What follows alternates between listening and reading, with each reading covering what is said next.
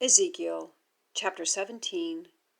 And there is a word of Yahweh to me, saying, Son of man, put forth a riddle, and use an allegory to the house of Israel. And you have said, Thus said Lord Yahweh, the great eagle, great-winged, long-pinioned, full of feathers, that has diverse colors, has come to Lebanon. And he takes the foliage of the cedar, and has cropped the top of its tender twigs, and he brings it to the land of Canaan. He has placed it in a city of merchants. And he takes of the seed of the land, and puts it in a field of seed. He took it by many waters, he has set it in a conspicuous place.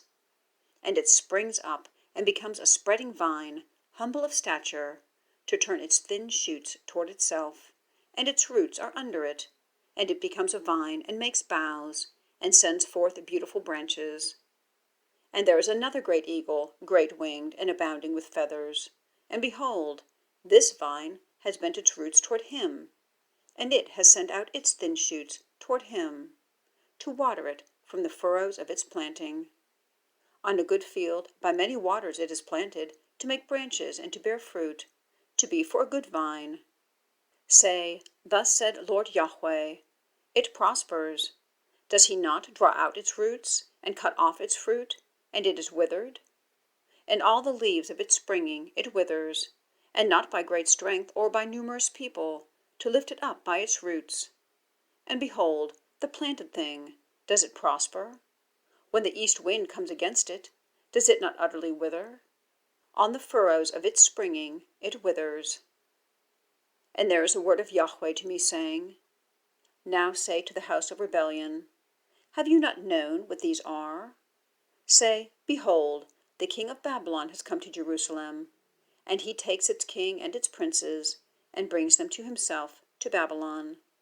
And he takes of the seed of the kingdom, and makes a covenant with him, and brings him into an oath.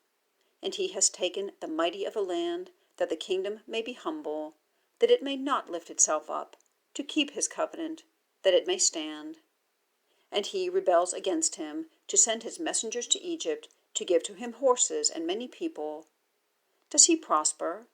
Does he who is doing these things escape? And has he broken covenant and escaped?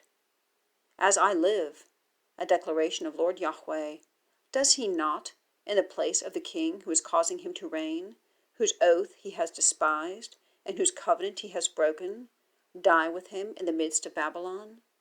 And not with great force and with a numerous assembly does Pharaoh maintain him in battle, by pouring out a mound and in building a fortification, to cut off many souls.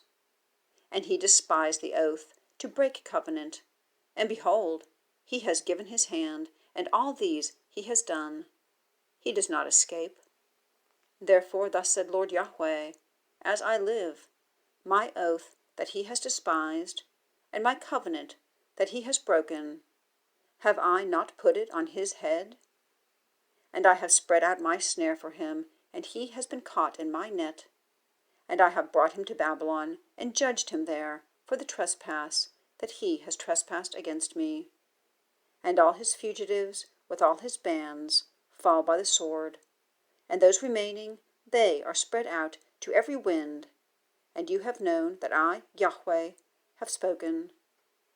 Thus said Lord Yahweh, I have taken of the foliage of the high cedar, and I have set it. I crop a tender one from the top of its tender shoots, and I have planted it on a high and lofty mountain. In a mountain, the high place of Israel, I plant it, and it has borne boughs and yielded fruit, and become a good cedar, and every bird of every kind of wing has dwelt under it.